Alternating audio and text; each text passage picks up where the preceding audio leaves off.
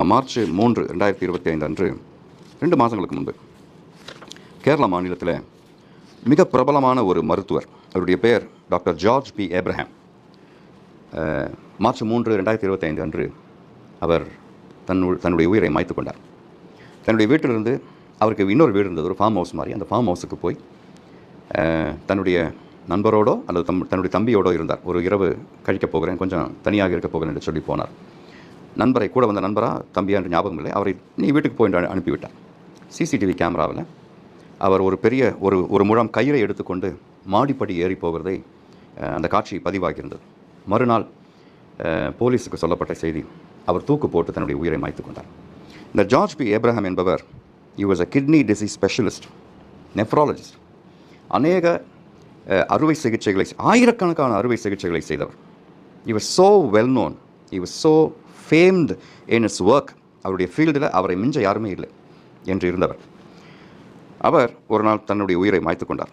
என்ன காரணம்னா, அவர் மரிப்பதற்கு 6 மாதங்களுக்கு முன்பதாக அவருடைய முதுகு தண்டில் ஸ்பைனல் சர்ஜரி ஒன்று நடத்தப்பட்டது. Spinal surgery. அந்த சர்ஜரிக்கு பிறகு, அந்த அறுவை சிகிச்சைக்கு பிறகு அவருடைய கைகள் லேசாக நடுங்க ஆரம்பித்தன.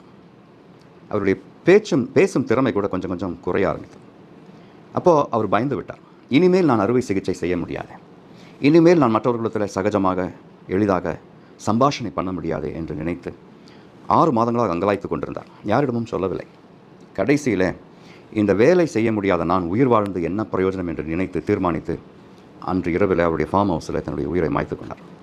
எனக்கு பிரியமானவர்களே, அவர் எழுதி வைத்த note, I cannot go on with professional duties, so I'm committing suicide என்று அவர் எழுதி வைத்து போனார்.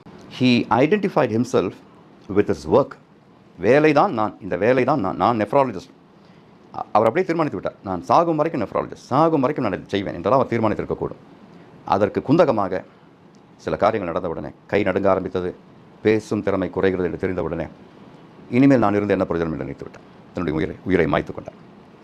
தீர்க்க தரிசனமானாலும் ஒழிந்து போம், அந்நிய பாஷை வரமானாலும் ஒழிந்து போம், ஆனால் அன்பு ஒரு காலம் ஒழியாது. அதை மட்டும் நம்ம நினைத்து கொள்ள வேண்டும். நமக்கு கொடுக்கப்பட்டவைகள் எல்லாமே திரும்பி எடுத்துக்கொள்ளப்படும். கர்த்தர் கொடுத்தார், கர்த்தர் எடுத்துக்கொள்வார். ஆனால் நம்மிடத்திலிருந்து எடுக்கப்படாத ஒரு காரியம் உண்டு, நம்முடைய விசுவாசம்.